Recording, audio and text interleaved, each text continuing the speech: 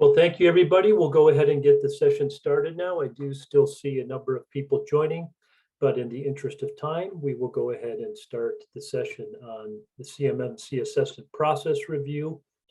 Faster, better, more cost-effective.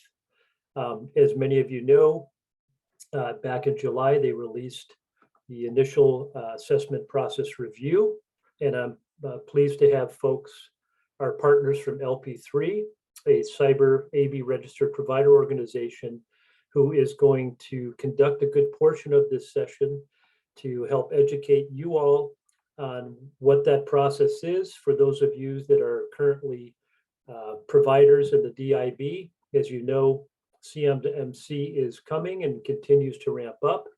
Obviously, the continued needs to do the NIST 800-171 compliance as well. And the folks from LP3 are going to help educate us and all of you on what that process looks like. So I'm pleased to have David Wyatt, the CTO from LP3, and Butch Zackrell, the VP of Cyber and Intelligence Analytics from LP3, who are here to conduct the session along with me. I will, just to give you a little bit of the agenda for today, we'll go ahead and do some introductions as we've begun to do. And then I'm going to turn it over to Butch and team to provide a little overview of the CMMC assessment process. He'll speak to what are some of the current requirements that you have as an organization that may be seeking compliance. What are some of the key components of this process to be made aware of? And then we'll speak a little bit around how technology can help in streamlining and making this process more efficient, and services and solutions that might be available to you to help you get prepared and ready for this process. During the course of this, we may take a poll to help get a better understanding of where you are in your own journey in this right now. And then at the end, we'll also take a poll to offer up some no obligation free services that you can take advantage of today. Also, as a housekeeping note for all of you that have joined us today, you will receive a copy of the content of this presentation, as well as access to the audio portion of this as well, should you want to share that or want to share that with other folks within your organization. So with that, I'm going to go ahead and turn it over to Butch and team to begin the session. Butch, thank you, and David for joining us today and helping educate us on what is coming. Thank you, Tom. And we always like to kind of start off this discussion with what is actually required today, which is the NIST 800-171.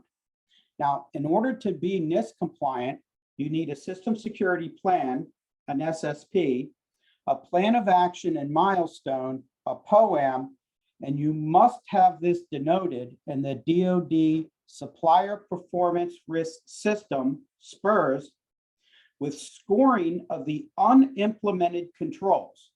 Contracting officers are now required to check SPRS for compliance before award.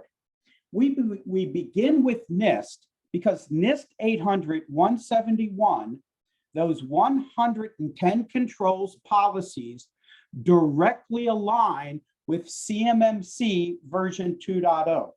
So whatever you're doing with the system security plan and the plan of action with NIST today will directly port to CMMC level 1 or CMMC level 2. Under CMMC version 2.0, there are 3 basic levels. Level 1, self-assessed, 17 controls. Level 2, self-assessed, 110 controls implemented but not audited.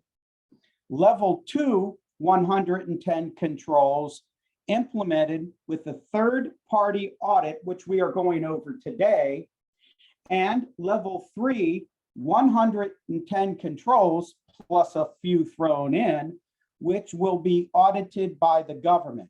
This is going to be very rare, and I don't believe anybody on this call will need to worry about level 3. Again, NIST is the requirement today, and we've actually already had customers who wanted us to get them compliant ASAP so they could receive awards. Next slide, please.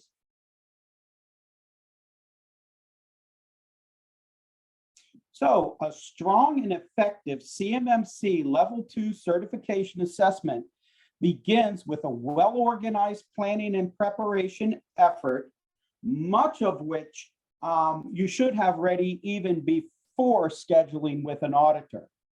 Established in phase 1 is the critical foundation for a successful assessment between the CMMC third-party assessment organization, your C3 PAO, and the organization requesting certification, the OSC. So the first thing to do is to receive a CMMC assessment request. An OSC initiates the engagement by contacting the authorized C3 PAO, which there is a listing of in the Cyber AB site under Marketplace. The next step is to establish roles and responsibilities and discuss contractual arrangements. A consistent, accurate, fair, and efficient assessment requires the active engagement, communication, and attention of several of the key figures and entities of which rest specific responsibilities such as. Now, when we go over these responsibilities, keep in mind your company and your organization and what this might look like. So you have the OSC assessment official, the most senior representative of an organization seeking certification, who is directly and actively responsible for leading and managing the engagement and who possesses decision-making authority. The next is the OSC point of contact. This is an individual within the OSC who provides daily coordination, liaison support, and is part of the OSC assessment team. The OSC point of contact does not necessarily be an employee, but rather it could be a contractor, consultant, or advisor, like a CMMC registered practitioner. This would be somebody like LP3 who comes in and acts as your advocate with the CPAO. So then you have the third-party assessment organization, which is an authorized and independent conformity assessment body that contracts with the OSC to conduct the assessment and issue your CMMC certification. They bring in the assessment team, and this is composed of certified personnel who conduct the CMMC assessment and any additional non-certified individuals who may perform like administrative and logistics type of support. Your lead assessor, now this is the CMMC certified assessor who oversees and manages the dedicated CMMC assessment team. The lead assessor will hold the formal designation from the cyber accreditation body. Also as part of this team is the CMMC quality assurance professional. This is a formally trained individual who is responsible for ensuring assessment documentation, completeness, and accuracy. Each C3 PAO is required to have at least one of these individuals on staff. So the next step, organize and prepare assessment documentation and templates. The C3 PAO assessment team will maintain regular familiarity and currency with all full body of CMMC assessment doctrine. The C3PAO should have these documents at the ready when communicating with the OCS prior to and during a CMMC assessment engagement. Now, there are 11 templates as part of this, and out of those 11, 6 are mandatory to fill out during the assessment.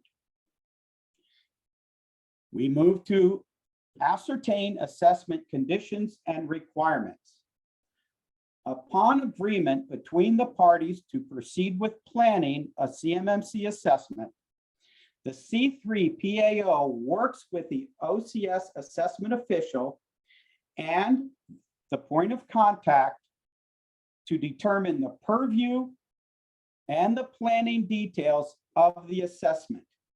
This will include discussing schedule, personnel, logistics, relative contractual agreements, and prospective CMMC scope.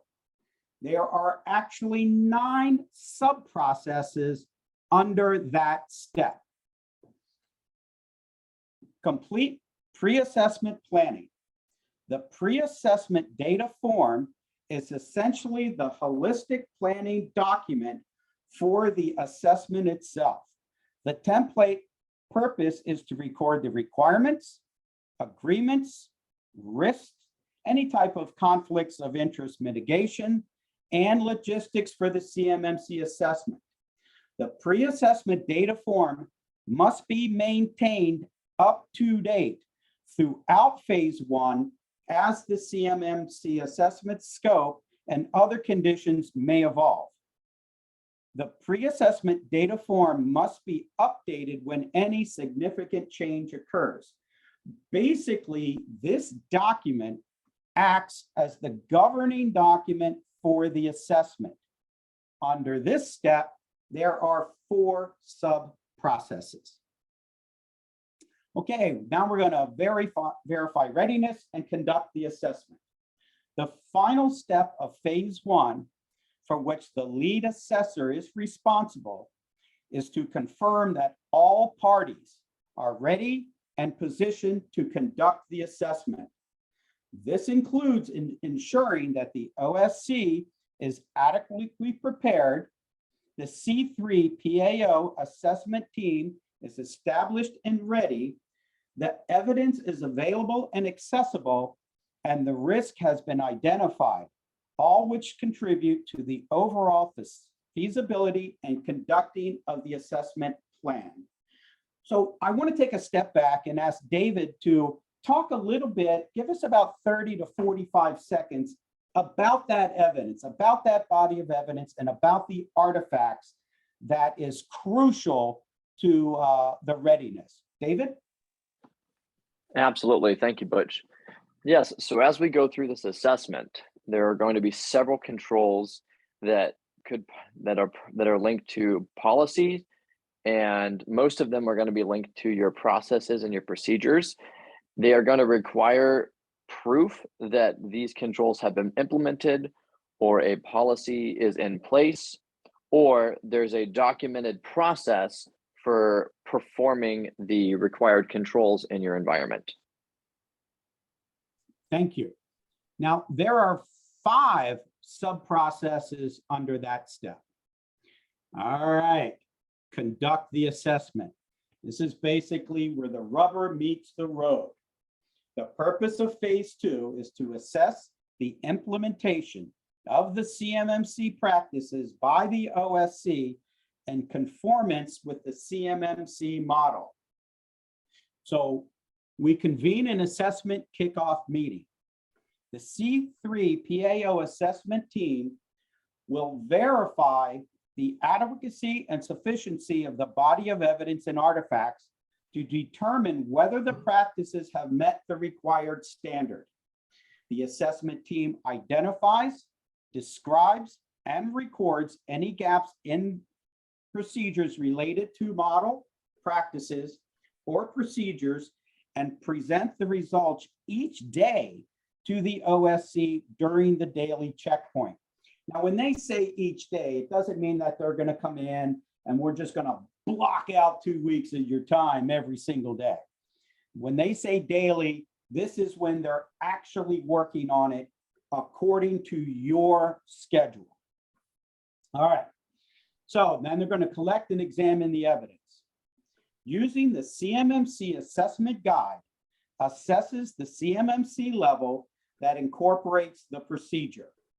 An assessment procedure consists of an assessment object, the controller policy, and a set of potential methods and assessment objects, the body of evidence and/or artifacts that can be used to conduct the assessment. These methods include examine, interview, and test. The examine method is the process of reviewing, inspecting, observing, studying, and analyzing assessment objects. The interview method is the process of holding discussions with individual or groups of individuals to facilitate understanding, achieve clarification, or obtain evidence. And finally, the test method. In this process of exercising assessment objects under specified conditions compared with expected behavior. Think of this as testing two-way authentication. Log into a system, did a text go to my phone with a code to be able to put in there two-way authentication. And there are actually 6 sub-processes under this step. So we're going to score OSC practices and validate preliminary results. The assessment team will score each in-scope CMS practice based on the examination of the presented evidence. The assessment team will then review and validate these scores with representatives from the OSC team during the daily review. Hey, only one sub-process under that one. Okay. Generate and validate preliminary recommended findings. Based on the examination of evidence, the C3 PAO assessment team will begin generating and validating the preliminary recommended findings. To begin, the lead assessor generates preliminary recommended findings to summarize all practices met, not met scores, and indicate the extent of which in-scope practices conform to CMMC standard. Preliminary recommended findings should start being entered by the assessment team into the draft CMMC assessment findings brief template. 3 sub-processes under this one. So, report recommended assessment results. The final submission of the assessment result codifies the judgment of the CMMC assessment. In this step, the lead assessor will deliver the recommended assessment results to the OSC during the final findings briefing. Following that, the CMMC quality assurance professional, lead assessor, and C3 PO team will verify completeness and accuracy of the assessment packet prior to its upload into the CMMC DoD EMAS system. EMAS is a new acronym to people, and I'm going to ask David if he can give really just a quick brief on what is EMAS and what does it do for the DoD? Yeah, absolutely. That's a great question. So EMAS stands for Enterprise Mission Assurance Support Services. It's a government-owned web-based application that has a broad range of services for a comprehensive, fully integrated cybersecurity management. It is primarily used in support of information insurance program management, and it automates the risk management framework process. This is what the government uses for all of its RMF packages and processes to achieve the ATOs within DoD systems and programs. Thank you, David. And that's just not limited to CMMC. This extends to NIST 834, NIST 853, RMF, ATO. This is the system of record to be able to record compliance. Yeah, All so what I right. would note too, Butch, is that the EMAS system is something that's expanding into all cybersecurity frameworks or anything that has to do with risk management and cybersecurity. The EMAS system will be, the DoD actually is going to be trying to use this as a model for all other government programs. Thanks, that's a good add. All right, deliver recommended assessment results. The lead assessor shall provide the OSC assessment official and the OSC participants with the assessment results. Using the CMMC final findings briefing, along with the pre-assessment data, the assessment results are delivered to the OSC official. Only one sub-process under that. So then they're going to submit, package, and archive assessment documentation. The purpose of this package is to baseline and retain all assessment documentation and artifacts. The final recommended are submitted and archived into CMMC EMAS. This is then recorded into the final updated daily checkpoint record. And there are actually 6 sub-processes under this. Now, this is kind of important. The important word here is the baseline. So as part of the controls is continuous monitoring or CONMON. So they're going to take a baseline and you have to do your CONMON every year. They're going to take the results of that CONMON and base them up against the baseline and see if there are any gaps. Okay. There are 6 sub-processes under this step. All right. This is where I find it gets a little interesting because we have closeout with POAM and assessment. The purpose of this step is to allow the OSC that received a conditional CMMC level 2 certification during phase 3 to close out all practices, validate on the plan of action and milestone. So what does that mean? During the assessment, the assessor may find a control that is only partially implemented. It's partially implemented because it's a policy that hasn't been signed by an officer of the company. It is a technical control where it's on the wrong version, or you haven't installed a patch. Something minor, right? That shouldn't preclude you from getting your conditional certification, but it does go on to a plan of action and milestone.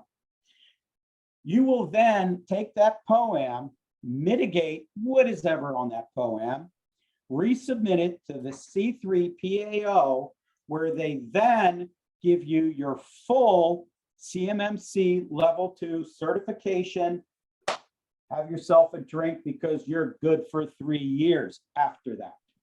Now, there is a closeout assessment appeal resolution. The C3 PAO holds the final interpretation authority for validating the OSC CMMC POAM closeout findings. If you feel that there have been technical ethical violations, or anything else that you feel didn't go, you can submit an appeal using the assessment appeal process outline. So there is a way to appeal in case you do not get your final assessment because they didn't believe you didn't close everything on your POAM. Now, during this entire process that I just explained, there are 7 phases, 18 sub-processes, and 11 templates. By God, how do you prepare for it?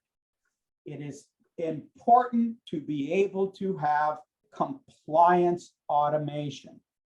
Compliance automation is going to assist you in walking you through those NIST 800, 171, 110 controls, creating the documentation that you need, the SSP and the POAM, right? And provide you the continuous monitoring service, which is mandatory, okay? Now, we don't recommend you doing it once a year. Just from your own cyber posture, you're probably wanting to do it once a month, at least once a quarter, but mandatory once a year. And I'm going to ask Tom if he can kind of walk us through what compliance automation looks like with SureShield, ComplyShield. Tom? Sure. Thank you, Butch. And actually, just as we get into that, quite a bit of information for folks to digest, as we know. We're going to open up a brief little poll to get an idea of where you think you are in this readiness process first. And then I'm going to go in and show you how LP3 and others are leveraging our technology to help in that ConMon process. So let me go ahead and launch that poll. We'd ask you to just give us a quick information on where you feel you're at in this process. And while we're doing that, then I will go ahead and also open up our SureShield tool. And I may have to, I'm going to just need to give you another minute or two I'll need to close out the poll first to get there. But Butch, one of the issues, as you mentioned on the POAM, is I understand, and perhaps you guys have more information, they may not have released this yet, but it's our understanding that there are going to be certain controls that for sure will not be allowed to be on a POAM, meaning they're going to limit the number of items that actually could go on a POAM, unlike the NIST 800-171 process today. Does that sound correct? That is correct. There are going to be some critical controls that would not go on to a POAM per se, meaning that you would basically fail your certification and you would have to go back and correct that control and then go through the entire body of evidence. But yes, sir. Gotcha. Okay, and let me know if you all are seeing my screen. You should see some tiles that show 220 controls. Has everyone seen it? Are you seeing that, Butch? I do see that. Excellent. So what we're showing you is some technology that folks use to help streamline and automate this process to some degree. Because as Butch mentioned, there's a lot of information you're going to need to gather. When and if you're doing or conduct your own assessment, it's a good thing to be doing your preliminary reviews of your own processes before you even think about going and getting into the certification process. But there's a lot of evidence. There's a lot of, as he said, artifacts that need to get gathered. And trying to gather and control all those in Excel spreadsheets and the like can be quite difficult. So what I'm showing you is a solution that's used to actually help do things like conduct those compliance assessments, be that NIST, be that CMMC. You'll also note that, as he mentioned, policies are part of this. So within the solution that we provide in automation tools that are provided to them, it allows folks like LP3 and the OSCs that are working with this to actually gather and conduct all the proper assessment information, answer questions, and then of course, if in fact you are answering something that is implemented, it's going to be a requirement to show the artifacts or the evidence to support that. So I'm not going to go through the whole assessment process, but basically it allows folks to segment that information. As Butch mentioned, for those of you who will be going through at a level 2, it mirrors exactly the NIST 800-171 process. So what our solution allows you to do is collect that information once and use it for multiple purposes without having to reinvent the wheel. And without going into too many, items around the process of conducting the assessment, you'll note here that as you are going in and answering different questions or working with someone to actually get a sense of where you stand in the process right now, you'll also have the ability to upload that evidence or those artifacts to support that information, to add comments that will support that information as well, and to also have guidance on how you appropriately review and manage this information. We also do. Tom? Yes, David.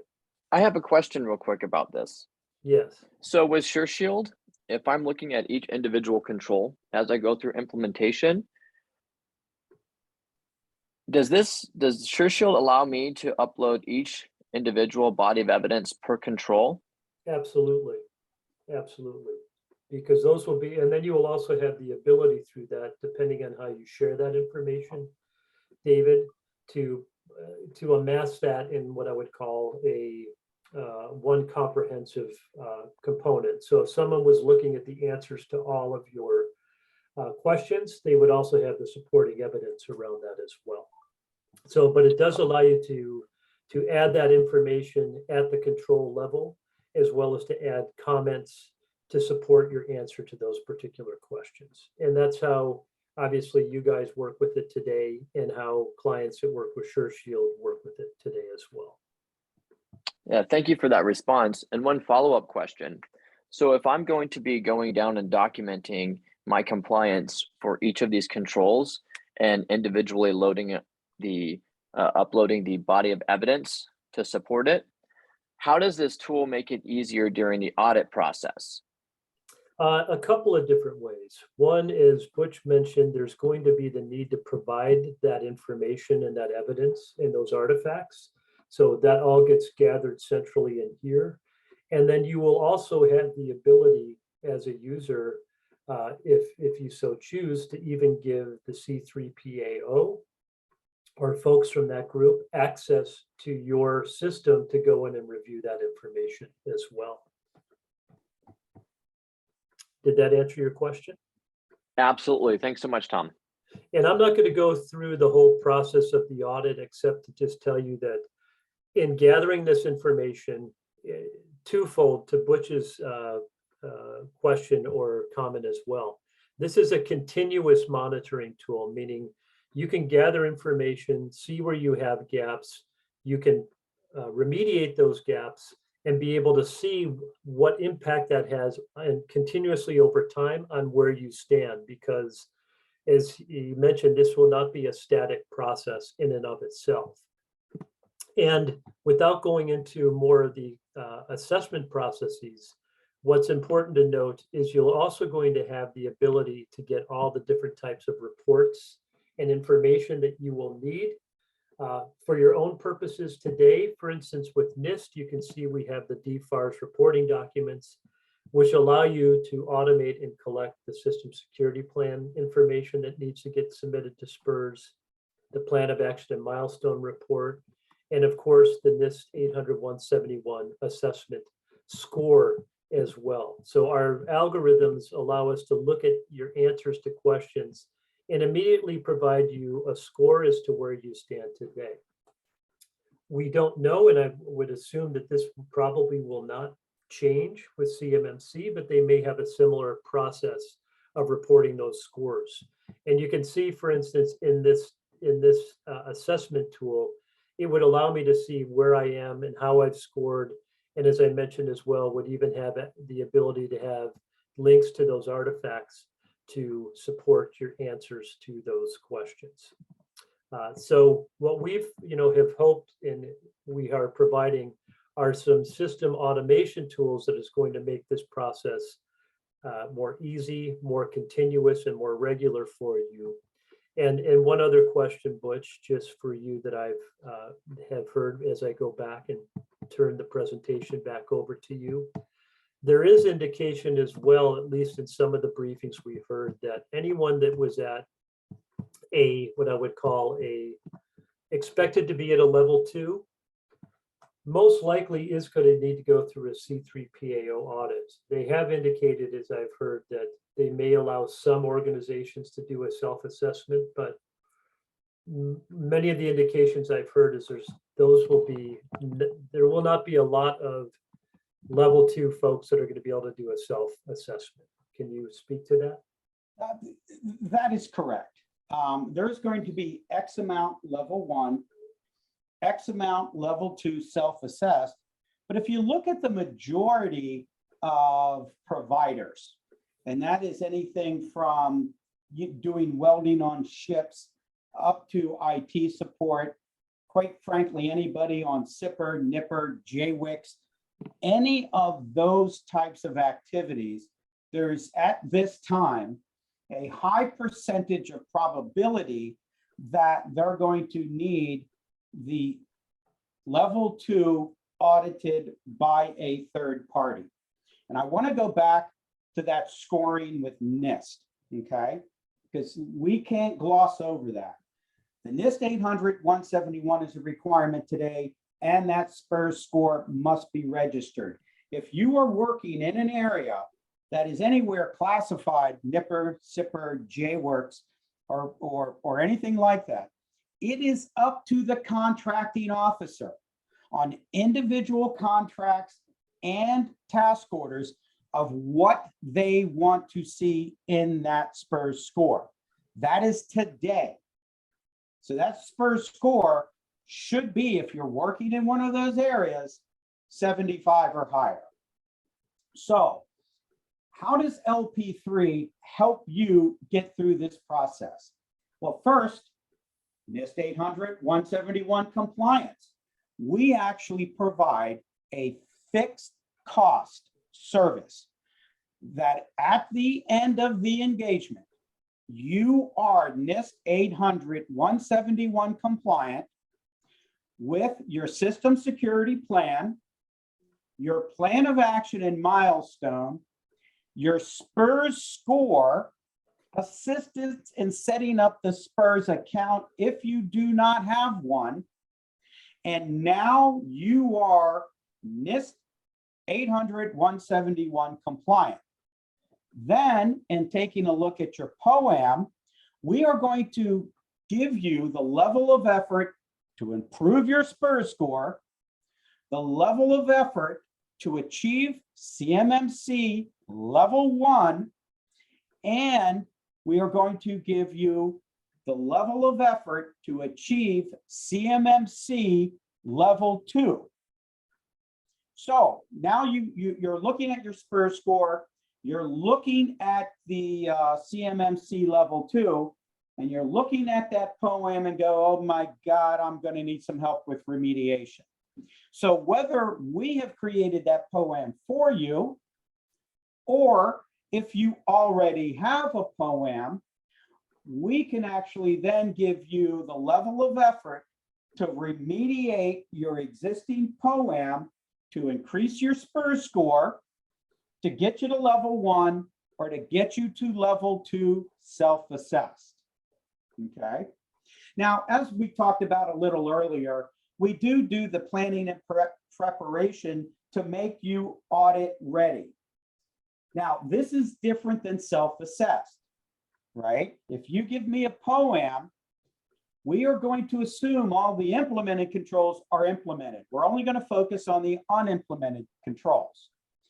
To ensure you're audit ready, we are going to remediate any unimplemented controls, but we are going to review your implemented controls to ensure that they are implemented and that the narrative that you use to say how they were implemented are in audit geek speak. And I'm going to give an audit geek speaker to tell you what that means. David?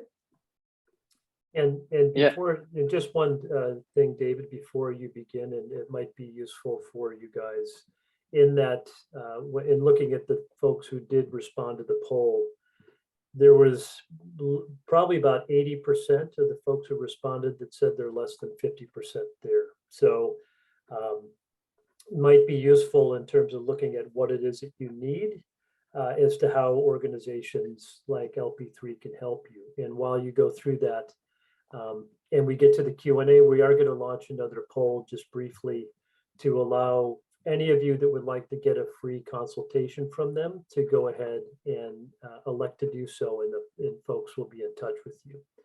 Sorry, David, go right ahead. Not a problem. Thanks, Tom. Yeah, absolutely. So going into the audit geek speak into the remediation field. So essentially what we're going to be doing in this in preparing for the audit is after we've moved through the assessment and we've got the gap analysis, we have a baseline on what controls we need to focus on. We'll move into a phase where we take a look at all the unimplemented controls and the controls that maybe the requirements haven't been met yet. And we start to examine them by priority. And we use the SPUR scoring system to assess which controls are critical, which controls are high priority, and which controls are low priority. And that's determined by the weighted SPUR score assigned to each control. So they move into -5, -3, and -1 controls if they're unimplemented.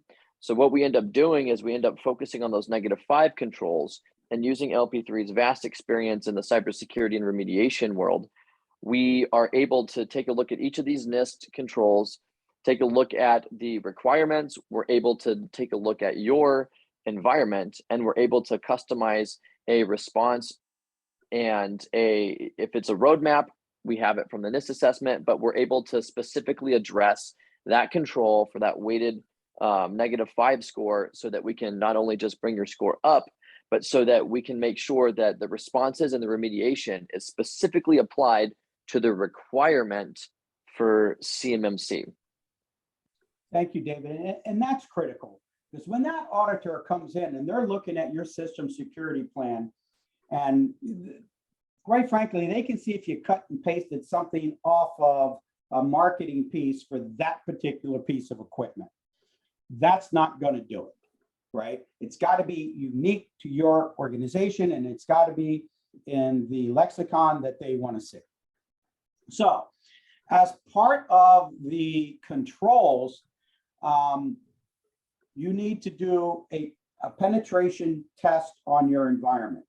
And this is another service that we perform. Now, we have done these for small to medium-sized businesses, depending upon size, for as little as 1,500 and as much as 10,000 plus, depending upon your environment. Now, we also offer virtual CISO services. Now, this is based on your requirements. What does your company do for a living? Who do they do it to? What is your cyber surface? What is your cyber posture? And collaboratively, what are your essential needs? And then collaboratively, how many hours a month do you believe that you're going to need from a CISO? And then that is the Chief Information Security Officer. That could be as little as 8 hours a month. It could be as much as 80 hours a month. And finally, LP3 did not jump into the compliance business, did not jump into CMMC when they launched it to jump onto that bandwagon. We have been in the compliance business for over 17 years. We provide SOC 2, ISO 27001, And where it really can get sporty, risk management framework, authenticate to operate. Again, if you got a product that you're putting into a government environment, government cloud. And we also do medical device, FDA cyber compliance, which a new statute actually passed Congress that says that is now a must in the FDA. So again, we just didn't jump into this thing.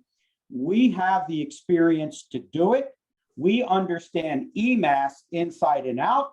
We know what that auditor wants. We know what the beast wants to be fed with, EMAS. So we have the breadth, the depth, and the experience to make this happen for you. And before we go to question and answer, when it comes to NIST 800-171 compliance, the biggest reasons business fail is because they overthink it. They overthink the NIST compliance. Don't talk to us first. CMMC is not a heavy lift. For an example, if you're using Microsoft Office 0365, you're 40% of the way there. So it's not as scary as you think it is. So I encourage you, take that no obligation, talk to me, talk to David or somebody on David's team, and let's see really how far you need to go. Next slide. Questions and answers. And Tom, I'm going to let you read the questions and direct. Sure. Thank you, guys. And I think, as you said, it can appear to be a pretty daunting process. I think, as you're saying, make sure that you first of all, get a good handle on where you are right now, and that process may not be as daunting as it looks.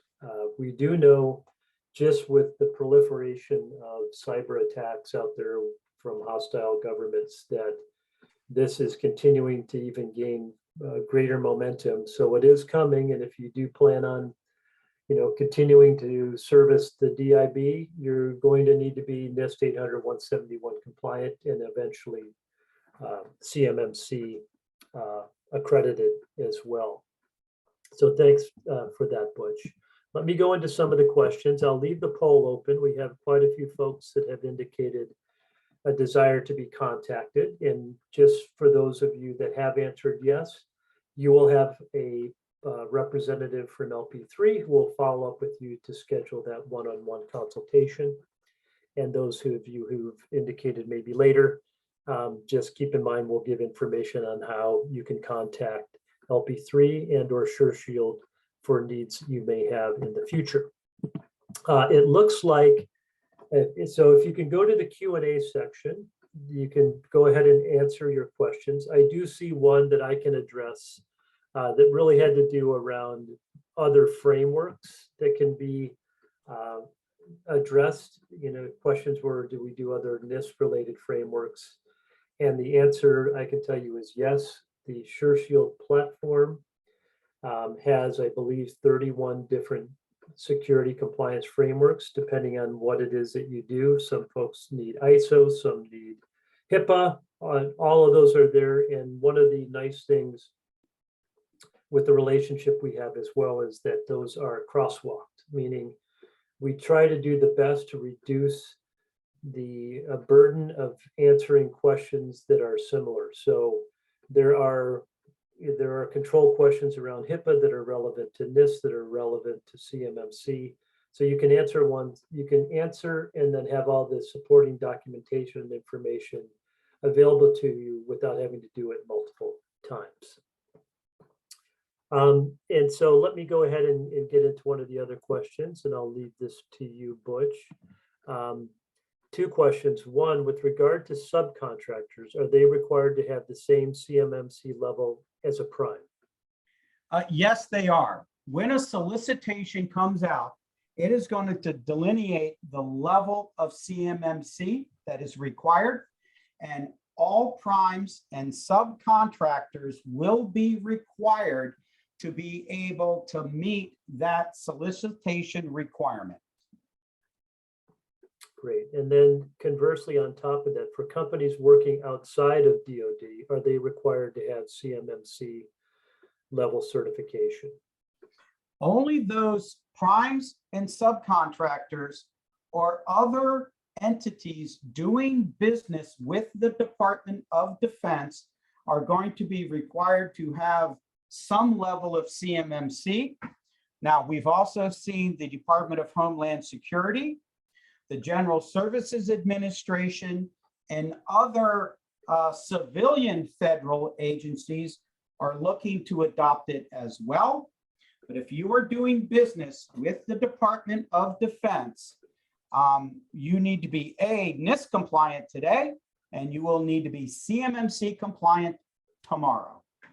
Right. And that usually typically goes on once they've brought some of these programs into place. It's not abnormal that they start to be applied to different sectors of the government as well. So, but the requirements today relate to contractors that are contracted with the DoD. Next question, and I would encourage this person, I hope that you did answer yes, to be contacted. How long would it take to do the whole CMMC 2.0 certification from scratch for a small business? Good question. It could take anywhere from 6 months to 9 months to go through the entire process. But if you have a strong NIST SSP, right, and the controls that you say are implemented are actually implemented, it's going to be on the lower end of that scale. If you're starting from scratch, it could take about 9 months.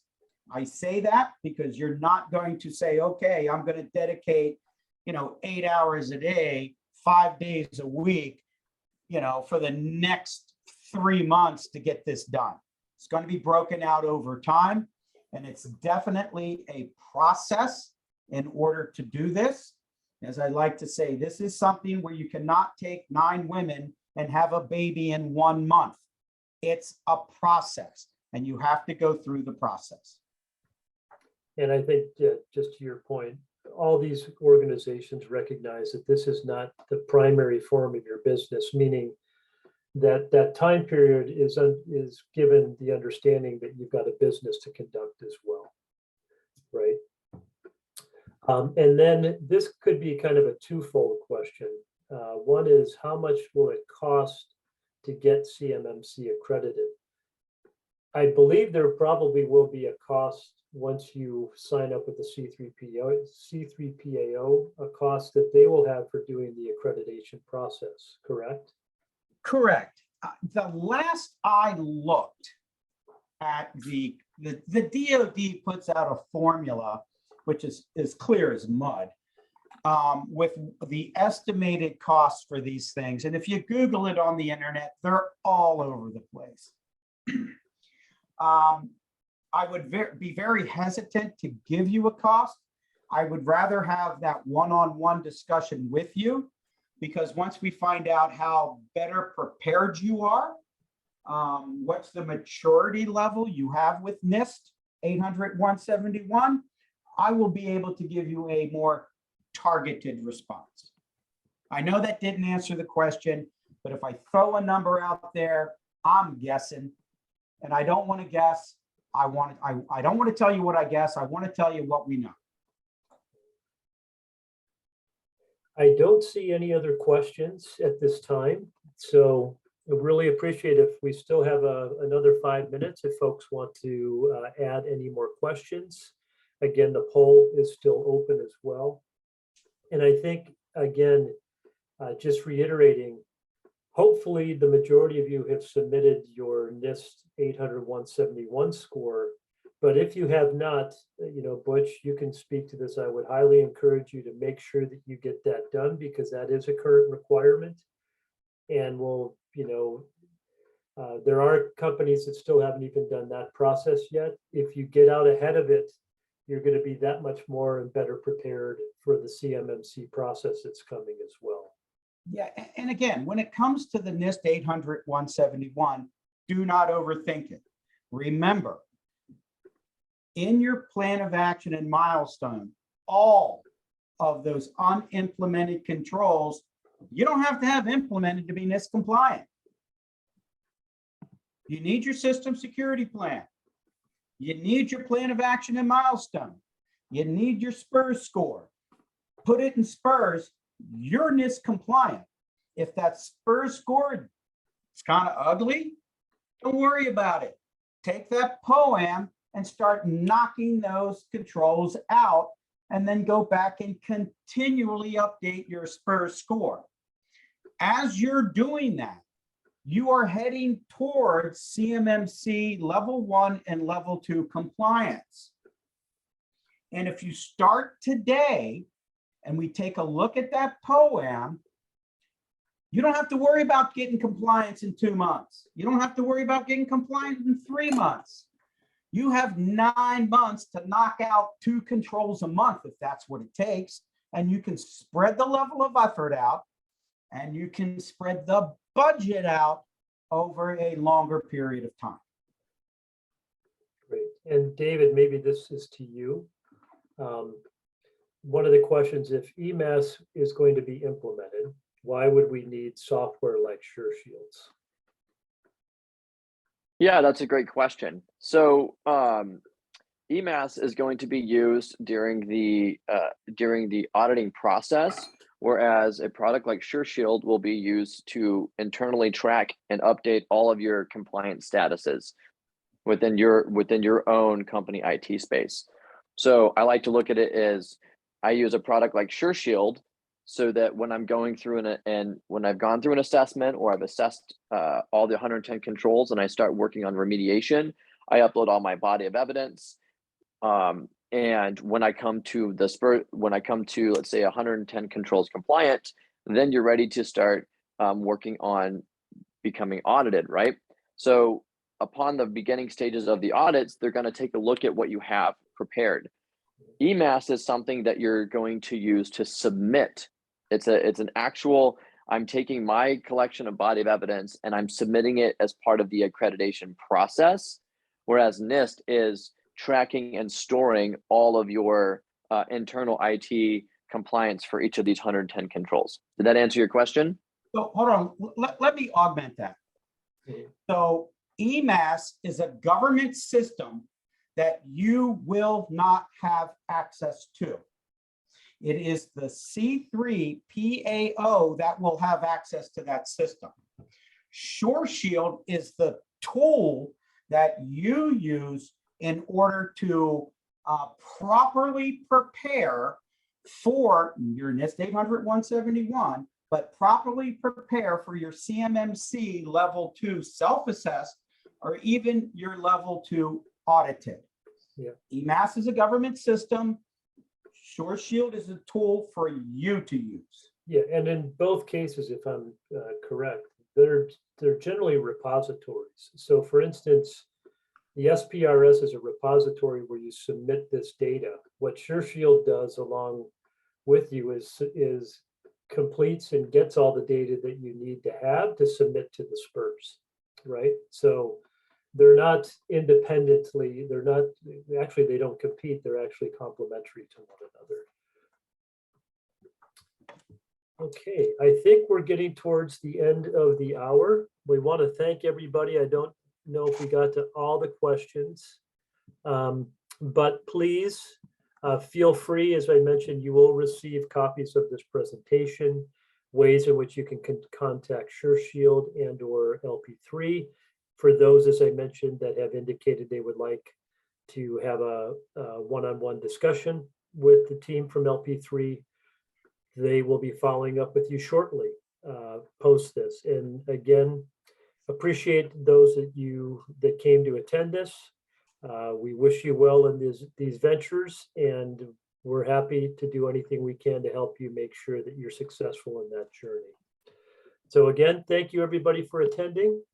We will most likely be conducting more sessions. It will get a little bit more down into the weeds around some of this, but Butch and David and the LP3 team, thank you very much for this session, and look forward to the opportunity to work together with you all. Thank you, Tom. All the best. Thank you, Tom. Bye now. And with this, we'll go ahead and conduct the presentation for today.